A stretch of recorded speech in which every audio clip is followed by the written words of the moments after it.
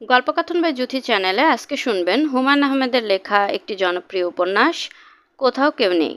আজ পর্ব 17। সত্যি বলছি আপা, একটা কথাও মিথ্যা না। বকুল সারা রাত ইচ্ছে করে জেগে থাকে। তার ধারণা ঘুমলেই আমি ওর গলা টিপে দম বন্ধ করে মেরে ফেলবো। কদিন ধরে এরকম হচ্ছে? 3 মাসের বেশি। আগে জানাওনি কেন? ইচ্ছে করেনি আপা। তাছাড়া কি? আমার ধারণা পুরো ব্যাপারটাই তার সাজানো, আমাকে যন্ত্রণা দেবার একটা চেষ্টা। তোমাকেই বা শুধু শুধু যন্ত্রণা দিতে চাচ্ছে কেন? জানি না আপা। আপনি এসেছেন, এখন দেখুন কিছু করতে পারেন কিনা। ও আজ রাতে আমার সঙ্গে ঘুমোক, কি বলো জহির? নিশ্চয়ই আপা, আপনার বলার দরকার ছিল না, আমি নিজেই পাঠাতাম। মোনার শোবার জায়গা করা হয়েছে দোতলার সবচেয়ে দক্ষিণে ঘরে। বিশাল ঘর, 3টা বড় বড় জানালায় খুব হাওয়া খেলে। ঘরের ঠিক মাঝখানে বিশাল পালঙ্ক, উঠতে কষ্ট হয় এমন উঁচু। মোনা হাসতে হাসতে বলল, গড়িয়ে পড়লে তো মাথা ফেটে যাবে রে বকুল। বকুল এই কথাও মুখে শাড়ির আঁচল গুজে খুব হাসতে লাগলো। কোনো মতে হাসি থামিয়ে বলল, তুমি যা হাসাতে পারো, হাসতে হাসতে পেট ব্যথা করছে আপা। মোনা প্রসঙ্গ পাল্টাবার জন্য বলল, বাবু কোথায় শুয়েছে? ও দুলাভাইয়ের সঙ্গে। আরও ঘর ছিল, একা ঘুমোলে ভয় পায় যদি, সেজন্য ও বলল ওর সঙ্গে ঘুমোতে। তো শাশুড়ি, উনি কোথায়? আটপাড়া বলে একটা জায়গা আছে, সেখানে গেছেন। ভাটি অঞ্চল। ভাটি অঞ্চলে ওনাদের অনেক জমি আছে, দেখাশোনা করতে গেছেন। ওনাদের জমি বলছিস কেন? বল আমাদের জমি। বকুল হাই তুলতে তুলতে বলল, ওই একই হলো। ঘুম পাচ্ছে না কে রে? না, রাতে ঘুম হয় না তো। পান খাবে আপা? আমার শাশুড়ির কাছ থেকে আমি পান খাওয়া শিখেছি।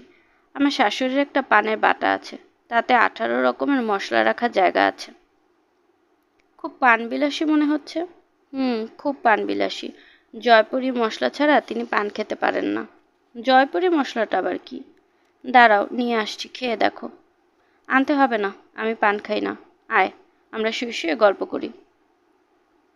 আমার পান খেতে ইচ্ছে করছে, যাবো আর আসবো। মুখ ভর্তি পান নিয়ে বকুল ঢুকলো। পানের রস উপচে পড়ছে। মুখ হাসি হাসি, তাতে পানের বাটা। নাও আপা, খেয়ে দেখো। অল্প একটু জর্দা দিয়েছি, প্রথমবারের রস ফেলে দিও, তাহলে আর কিছু বুঝতে পারবে না। বকুল পালঙ্কে উঠে এলো।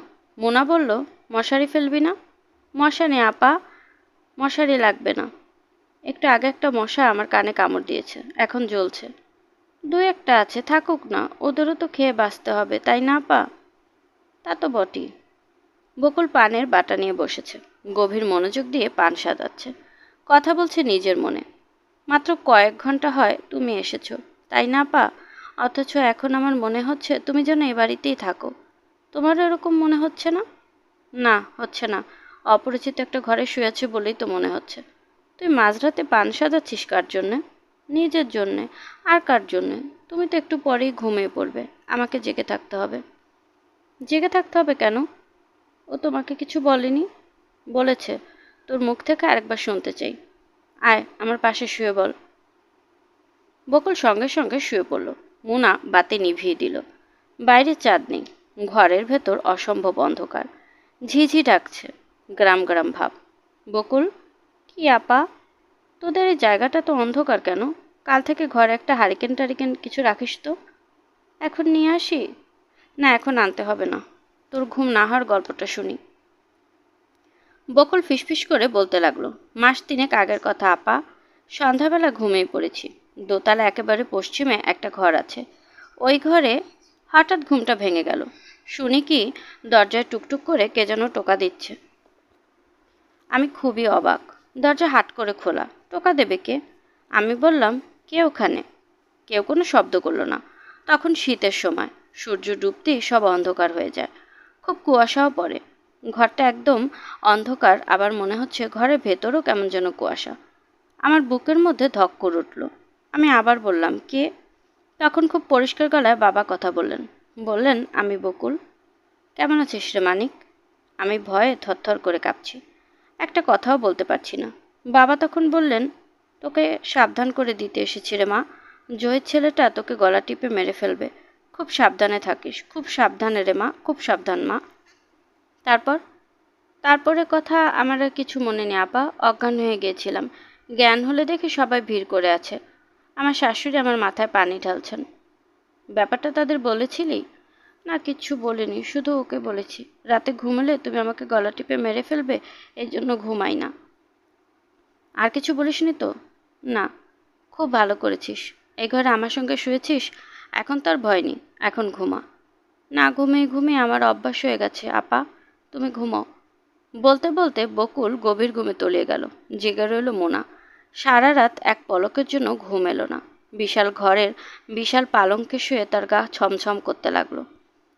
মোনা 2 দিন থাকার পরিকল্পনা নিয়ে এসেছিল, থাকলো 7 দিন।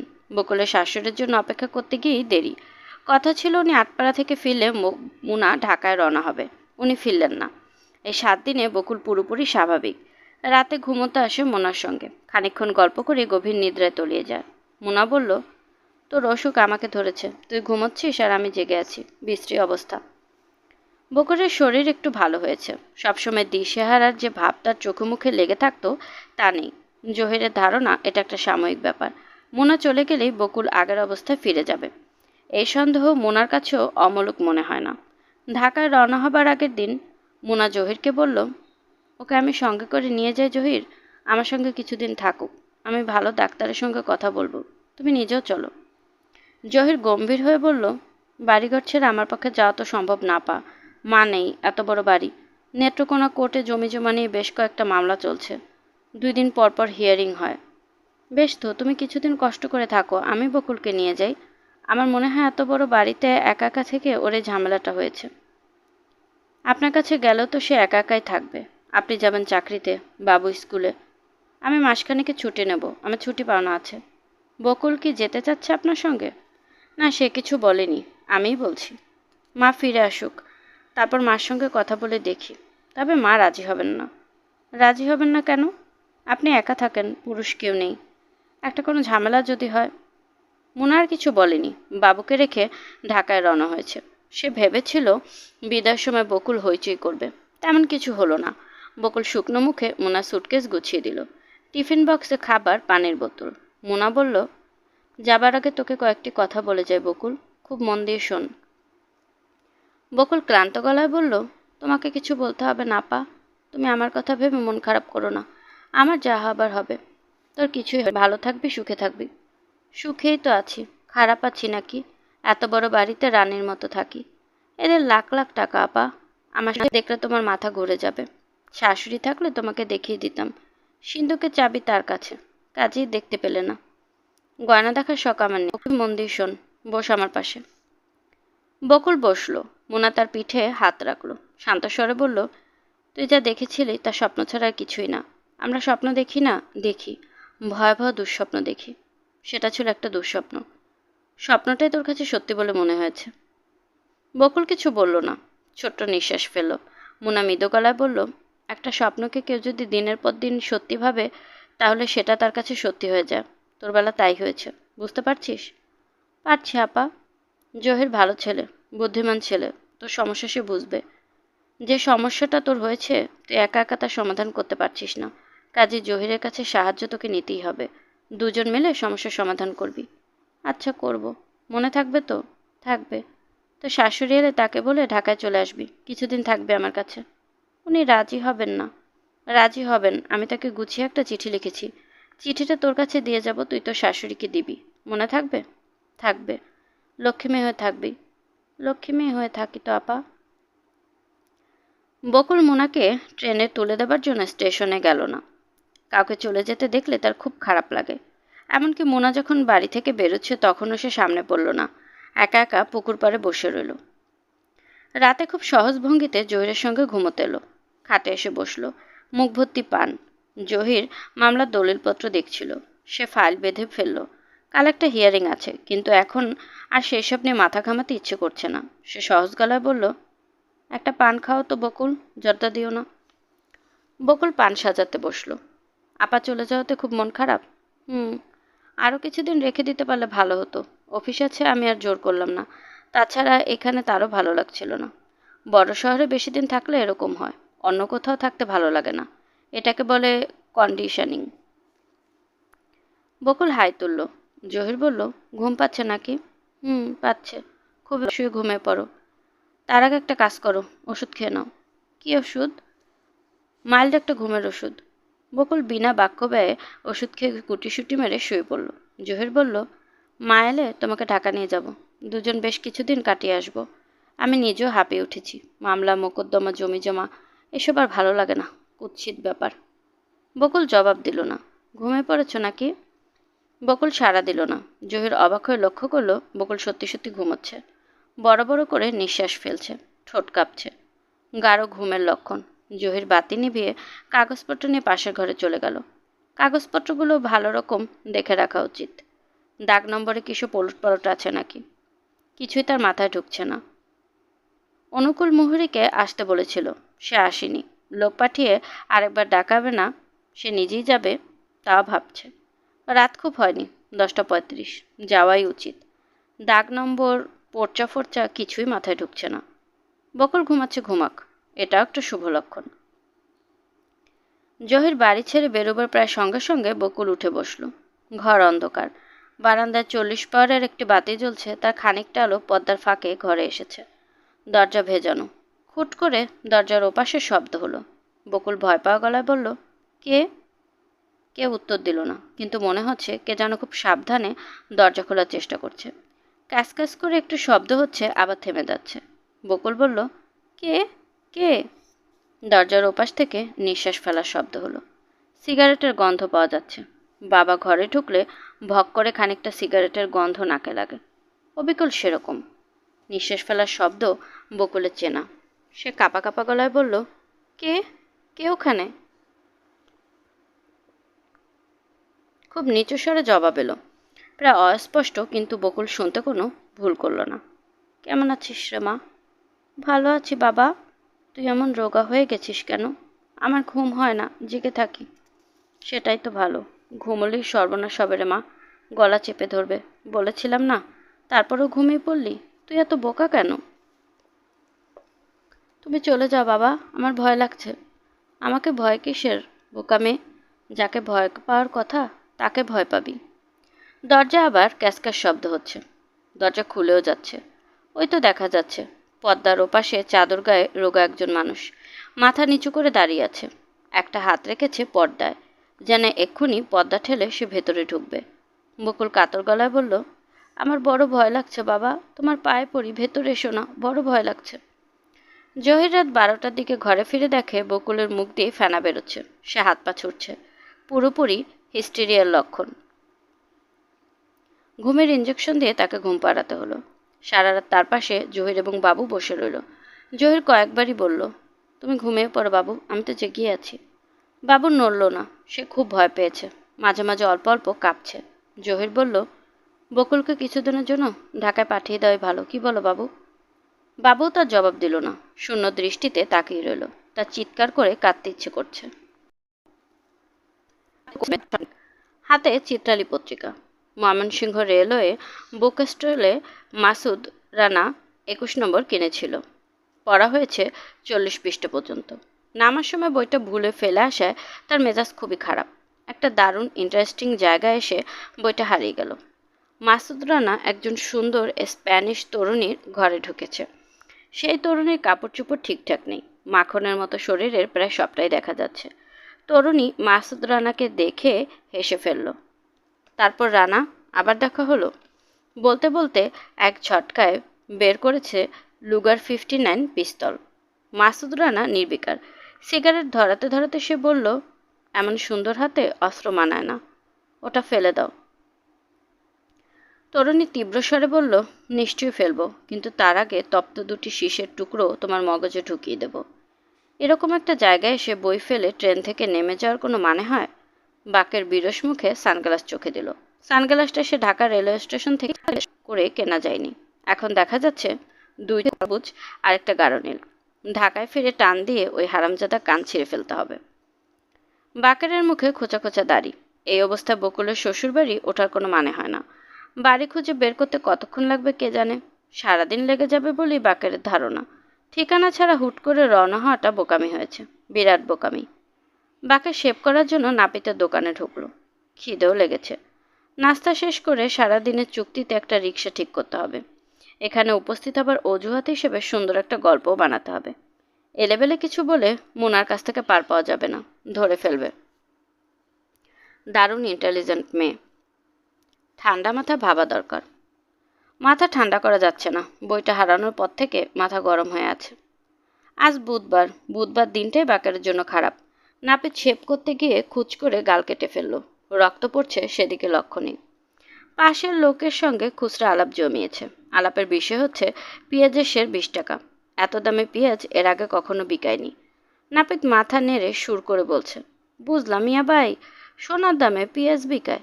শুনছো কোনো দিন 20 টাকা সের পেঁয়াজ? বাকের গলার স্বর যথাসম্ভব সংযত করে বলল, এই যে দাঁড়িয়ালা ভাই, গাল কেটে তো রক্তারক্তি করেছেন, তার উপর খেজুরে আলাপ জুড়েছেন। আর একটা কথা যদি বলেন যে খুর দিয়ে গাল কেটেছেন, সে খুর পেটে বসিয়ে দেব। হতভম্ব নাপিত বলল, কি কন আপনি? একেবারে খাঁটি কথা বলি, মুখ দিয়ে আর যেন একটা শব্দ বের না হয়, যদি হয় জিভ টান দিয়ে ছিঁড়ে ফেলব। মনের এক খানিকটা বের হয়ে যায় বাকেরের একটু আরাম লাগছে। গাল কাটা দুঃখটাও বেশ কমে গেল। প্রচণ্ড একটা চর বসিয়ে দিতে পারলে আরও কমতো। তবে নতুন জায়গা, হাবভাব না বুঝে কিছু করা ঠিক না। বাকে চা নাস্তা খেয়ে বাড়ি খোঁজার কাজে নামলো। বুড়ো কিন্তু গায়ের শক্তি আছে এমন একজন রিক্সাওয়ালা বের করলো। ঠিকানা জানা নেই এমন একটা বাসা খুঁজে বের করবে। 50 টাকা চুক্তি, সারাদিন লাগবে, সারাদিন ঘুরবে, খাওয়ার খরচ আমার, এই 9 টাকা নগদ কারবার। ভালো। বিরাট বড় বাড়ি, সেই বাড়ির ছেলে ডাক্তার, বিয়ে করেছে ঢাকায়, স্ত্রীর নাম বকুল, ডাক্তার ছেলে নাম জহির। আল্লাহর নাম নিয়ে শুরু করো। বুড়ো রিক্সাওয়ালা হ্যানা কিছুই বলল না। উল্কার বেগে খানিকক্ষণ রিক্সা চালিয়ে বললেন, নামেন, এই বাড়ি। বলো কি তুমি, এই বাড়ি? হুম, উকিল স্যারের বাড়ি, ছেলে ডাক্তার, নাম জহির। বলো কি, জেনে শুনে 50 টাকা নিলে? জোর কইরা নেই না মিয়া ভাই, আপনি দিছেন। বলার কিছুই নেই, কিন্তু বাকেরে গাজালা করছে। আজ বুধবার, এই জাতীয় কাণ্ড যে ঘটবে তা সে জানত। নেত্রকোনা শহরের সমস্ত রিক্সাওয়ালার উপর তার মেজাজ খারাপ হয়ে গেল। আবার দাঁত বের করে হাসছে। খবরদার, নো লাফিং, বিদায় হয়ে যাও, বিদায়। বাকের কল্পনা করেনি কি প্রচণ্ড সমাধা তার জন্য অপেক্ষা করছে। সে কে? কেউ না, বলতে গেলে একজন রাস্তার ছেলে, জেল হাজত খাটা লোক। এই বাড়ির সাথে তার সম্পর্ক কি? কোনোই সম্পর্ক নেই। আপদে বিপদে ছুটে এসেছে। সে তো সবখানেই যায়, তাতে কি?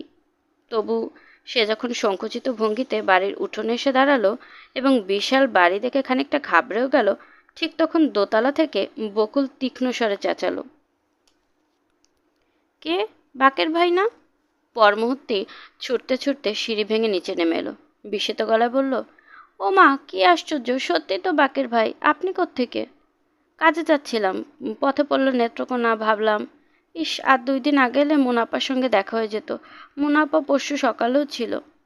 বাকেরের মনটা খারাপ হয়ে গেল, নিজেকে সামলে নিয়ে বলল, মুনা এখানে ছিল? বলিস কি, জানতাম না তো। তোর এই অবস্থা কেন? কঙ্কাল হয়ে গেছিস? আমার ঘুম হয় না বাকের ভাই। ঘুম হবে না কেন? কি কথাবার্তা বলছিস? স্লিপ না হবার কি আছে? বিছানায় শুলেই স্লিপ অটোমেটিক চলে আসে। জহির বাসায় ছিল না। বকুল বাবুকে পাঠালো খোঁজ নিয়ে আসতে। জহির বিরাট এক কাতল মাছ নিয়ে আসলো।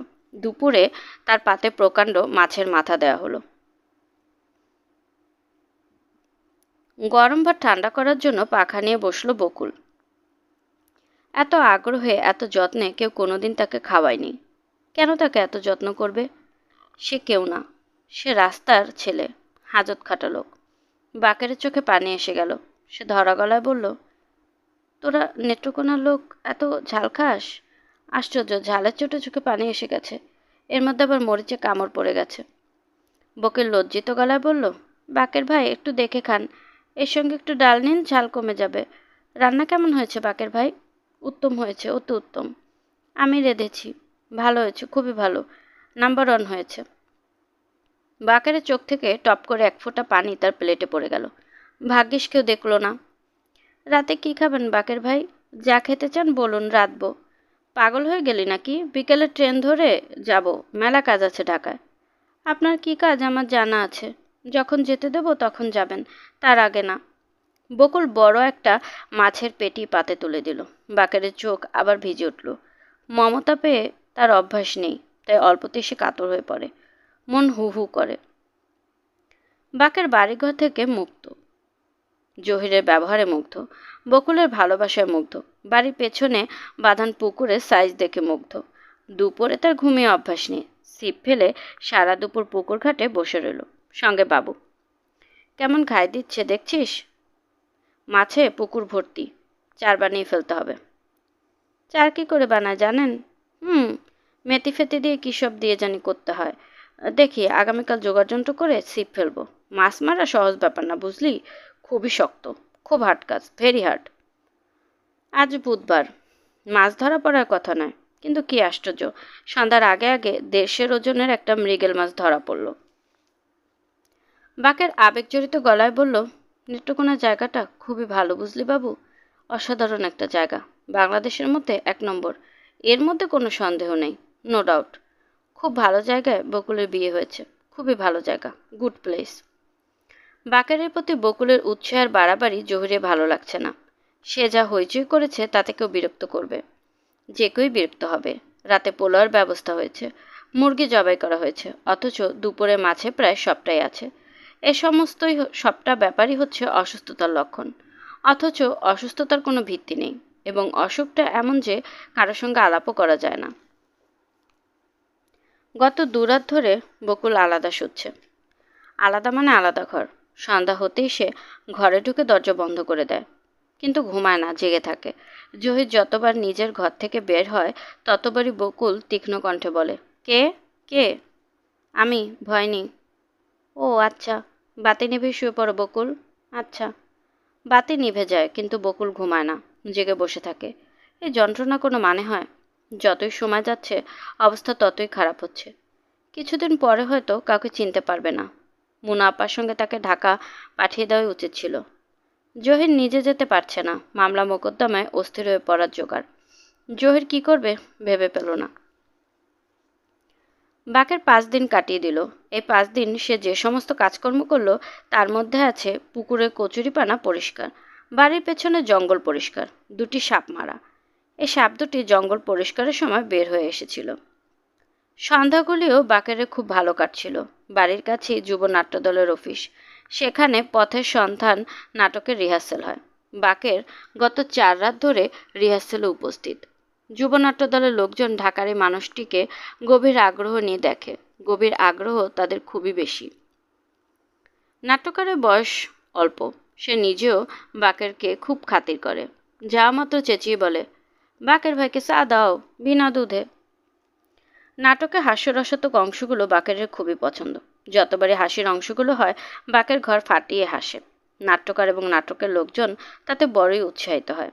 বাকেরের ধারণা এটা একটা অসাধারণ নাটক, এবং ঢাকার কোনো নাটকের দল এদের ধারে কাছেও যেতে পারবে না। বাকেরের ইচ্ছে হচ্ছে 1 মাস পর যখন নাটক হবে তখন সে উপস্থিত থাকে। সে তার ইচ্ছে ব্যক্তও করেছে।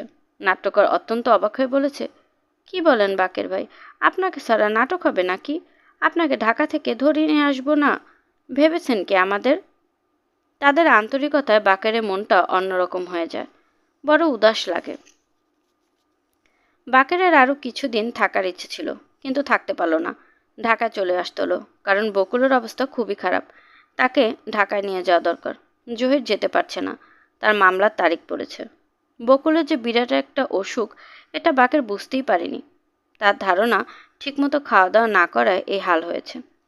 ট্রেনে ওঠার পর থেকে বকুল যখন ফিসফিস করে বলল, আপনি আসায় জীবনটা রক্ষা হয়েছে, বাকের অবাক হয়ে বলল, কি বলছিস তুই? সত্যি বলছি, আমাকে মেরে ফেলতো। কে মেরে ফেলতো? জহির। তুই পাগল হয়ে গেলি নাকি? পাগল হব কেন, সত্যি কথা বলছি। ও আমাকে গলা টিপে মেরে ফেলতে চায়। চুপ করে থাক, নয়তো চট দিয়ে চাপার দাঁত ফেলে দেবো। বকুল চুপ করে গেল এবং কিছুক্ষণের মধ্যে জানালায় মাথা রেখে ঘুমিয়ে পড়ল। বাকেরের দুশ্চিন্তার সীমা রইল না। ভালোয় ভালোয় ঢাকা পৌঁছতে পারলে হয়। ঢাকায় পৌঁছে দেরি করা যাবে না, ডাক্তারের কাছে ছোটাছুটি করতে হবে। মুনা একা কদিক সামলাবে? ভাগ্যে সে সময় মতো ছাড়া পেয়েছিল, এখন হাজতে থাকলে তো বিরাট প্রবলেম হয়ে যেত। বাকেরের জন্য ট্রেনে কেউ কোনো সাড়া শব্দ করতে পারল না। কেউ সামান্য কথা বললেও বাকে চেঁচিয়ে ওঠে। মরণাপন্ন রুগী নিয়ে যাচ্ছি, দেখতে পাচ্ছেন না? মা বোন তো আপনাদেরও আছে, রোগ শোক তো আপনাদেরও হয়, নাকি হয় না? এই প্রচণ্ড ভিড়েও সে বেঞ্চ খালি করে বকুলকে শুইয়ে দিল এবং সারা পথ একটা খবরের কাগজ দিয়ে বকুলকে হাওয়া করলো। একজন বুড়ো মতো যাত্রী একবার জিজ্ঞেস করলো, ওনার কি হয়েছে? বাকের বিরক্ত মুখে বলল, তাতে আপনার কোনো দরকার আছে? বুড়ো চুপ হয়ে গেল। ঢাকায় পৌঁছে বকুল পুরোপুরি সুস্থ, যেন তার কিছুই হয়নি। মুনার ক্ষীণ সন্দেহ হলো অসুখের ব্যাপারটা পুরোপুরি বানানো, বকুলের একটা চমৎকার অজুহাত। বাকেরের অবশ্য খুব সুবিধা হয়েছে, দিনের মধ্যে 3-4 বার আসছে। রুগীর খোঁজ নিতে এলাম, মুনা অবস্থা কেমন? মুনা বিরক্ত হয়ে একবার ঝাঁঝিয়ে ওঠে, আপনি বড় ঝামেলা করেন বাকের ভাই। সকালবেলাতে একবার দেখে গেলেন বকুল সুস্থ, এই 3 ঘন্টার মধ্যে আবার কি হবে? তবুও একটু খোঁজ নেওয়া, মনের মধ্যে কোনো টেনশন থাকে। টেনশনে কিছু নেই বাকের ভাই, যদি কিছু হয় আপনাকে খবর দেব। দয়া করে বিরক্ত করে মারবেন না। আমি বিরক্ত করি? কেন, আপনি নিজে বুঝেন না? আচ্ছা, আর করব না। মুখ কালো করে বাকের চলে যায়। মনটা অসম্ভব খারাপ হয়। জলিল মিয়ার স্টলে 3 কাপ চা খেয়ে ফেলে, মনস্থির করে ফেলে, আর না, কি দরকার, যাদের ব্যাপার তারা বুঝবে। তবু সন্ধ্যার পর মনে হয় খোঁজ নেওয়া বিশেষ প্রয়োজন। দুটা মেয়ে মানুষ একা একা থাকে, কত রকম সমস্যা থাকতে পারে। সন্ধ্যার পর দরজায় টোকা দেয়। মুনা গম্ভীর মুখে দরজা খোলে। বাকেরকে দেখেও কিছু বলে না। দরজাটা ভালো করে বন্ধ করে ঘুমোবে, চুরি হচ্ছে, দেশে বাস করা মুশকিল। রাগ করতে গিয়েও মুনা রাগ করতে পারে না, হেসে ফেলে। বাকের বিস্মিত হয়ে বলে, হাসো কেন? কেন হাসি তা বোঝার ক্ষমতা আপনার নেই বাকের ভাই। বসুন, চা খাবেন? খাবো। মুনা চা বানাতে যায়, বাকের বসে থাকে, তার বড় ভালো লাগে। সিদ্দিক সাহেবকে আজ একটু বিমর্ষ দেখাচ্ছে। কোনো কারণে তিনি চিন্তিত এবং বিরক্ত। বিরক্ত হলে তার মুখে ঘন ঘন থুথু ওঠে। এখন তাই উঠছে। তিনি চারদিকে থুথু ছিটাচ্ছেন। সরকারি দলের নমিনেশন তিনি পাবেন, এই নিয়ে তার কোনো চিন্তা নেই। 1 লাখ টাকার চাঁদা দেওয়া ছাড়াও অন্য এক কায়দায় বিশেষ একজনকে 1,80,000 টাকা নগদ দেওয়া হয়েছে। তিনি হিসেবে লোক, পুরোপুরি নিশ্চিত না হলে এতগুলো টাকা বের করতেন না। সমস্যা এখানে নয়, সমস্যা ভিন্ন জায়গায়। সরকারি দল মানেই বেশিরভাগ লোকের অপছন্দের দল। এদেশের মানুষদের সাইকোলজি হচ্ছে ক্ষমতায় যে আছে তার বিপক্ষে কথা বলা। যতদিন পর্যন্ত তুমি ক্ষমতা নেই ততদিন পর্যন্ত তুমি ভালো, যেই মুহূর্তে ক্ষমতায় চলে গেলে সেই মুহূর্ত থেকে তুমি খারাপ। তোমার বিরুদ্ধে জ্বালাও পোড়াও আন্দোলন, বড় বড় বক্তৃতা। সরকারি দলে থাকা বুদ্ধিমানের কাজ হবে কিনা এটাই সিদ্দিক সাহেব বুঝতে পারছেন না। চালে ভুল হলে মুশকিল। রাজনীতিতে প্রতিটি চাল ভেবেচিন্তে দিতে হয় এবং ভবিষ্যতের কথা মনে রাখতে হয়। আওয়ামী লীগের একসময় রমরমা ছিল, কোথায় গেল সে রমরমা? তবে কিছুই বলা যায় না, রমরমা ফিরেও আসতে পারে।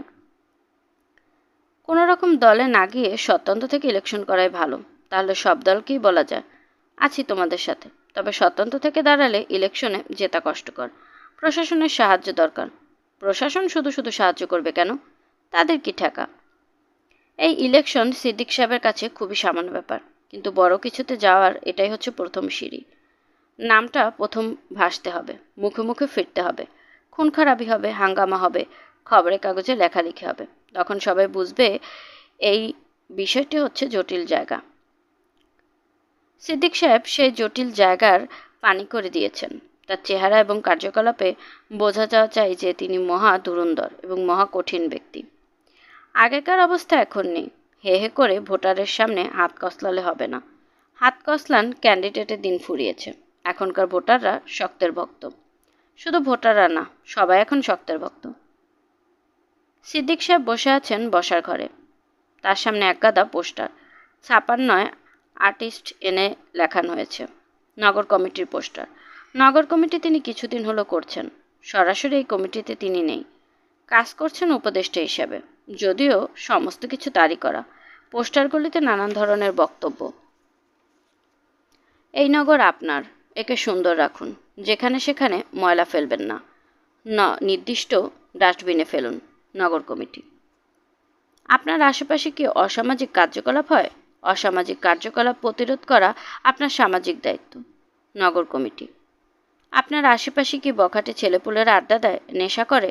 নগর কমিটিতে খবর দিন। নগর কমিটি। হিরোইন, মদ, গাঁজা আপনার শত্রু, যারা এদের ব্যবসা করছে তারাও আপনার শত্রু। শত্রু নির্মূল করুন। নগর কমিটি। ধূমপানে বিষ পান। পয়সা খরচ করে কেন বিষ পান করছেন? ধূম্রমুক্ত নগর সৃষ্টি করুন। নগর কমিটি। প্রায় 100-র মতো পোস্টার, লাল কাগজে ঘন কালো রঙে লেখা। আর্টিস্ট ছোকরা লিখেছে ভালো, জায়গায় জায়গায় পোস্টার পড়লে দেখতে ভালোই লাগবে। সামনের সপ্তাহে তিনি শিশু নিকেতনের উদ্বোধন করতে মন ঠিক করেছিলেন। সেখানে একটা ঝামেলা বেঁধেছে। শিশু নিকেতনের চ্যাংড়াগুলো উদ্বোধনের দিন কোনো কবিকে নাকি আনতে চায়। প্রস্তাবটা তার মন্দ লাগেনি। তিনি সভাপতি, কবি প্রধান অতিথি। এখন আবার বাতাসে অন্যরকম কথা ভাসছে। শিশু নিকেতনের সেক্রেটারি নাকি সভাপতি, কবি শামসুর রহমান প্রধান অতিথি, সওগাত পত্রিকার নাসিরুদ্দিন সাহেব বিশেষ অতিথি। সিদ্দিক সাহেবের মেজাজ খারাপ হওয়ার মূল কারণ এটা। ওরা করতে চাইলে করুক, তার কোনো আপত্তি নেই, কিন্তু তিনি ষড়যন্ত্রের আভাস পাচ্ছেন। তার ধারণা এর পেছনে নুরুদ্দিনের হাত আছে। নুরুদ্দিন তার সঙ্গে কন্টেস্ট করছে। তার পেছনে আছে আওয়ামী লীগ। নুরুদ্দিন খুবই ঘুঘু লোক, পুরনো আওয়ামী লীগার। শেখ সাহেবের মৃত্যুর পরপর অবশ্য সে আওয়ামী লীগের সম্পর্কে অদ্ভুত অদ্ভুত সব কথাবার্তা বলতে থাকে, যার একটা হচ্ছে দেশটা লিজ দেওয়া হয়ে গেছিল ইন্ডিয়ার কাছে, আল্লাহ পাকের দয়ায় রক্ষা পেয়েছে। শুনছিলেন হুমায়ুন আহমেদের লেখা একটি জনপ্রিয় উপন্যাস কোথাও কেউ নেই। আজ পর্ব 17। আজকে পর্বটি কেমন লাগলো কমেন্ট করে জানাতে ভুলবেন না। আমি আমার নিজের মতো করে আপনাদেরকে গল্প পাঠ করে শোনানোর চেষ্টা করছি, তাই ভুল ত্রুটি কিছু হলে আশা করি ক্ষমা সুন্দর দৃষ্টিতে দেখবেন, এবং গল্প পাঠ ভালো লাগলে প্লিজ আমার চ্যানেলটিকে সাবস্ক্রাইব করবেন। চাইলে অন্যদের সাথে শেয়ারও করতে পারেন। গল্পকথন বা জুথি চ্যানেলের সাথেই থাকবেন আশা করছি। আল্লাহ হাফেজ।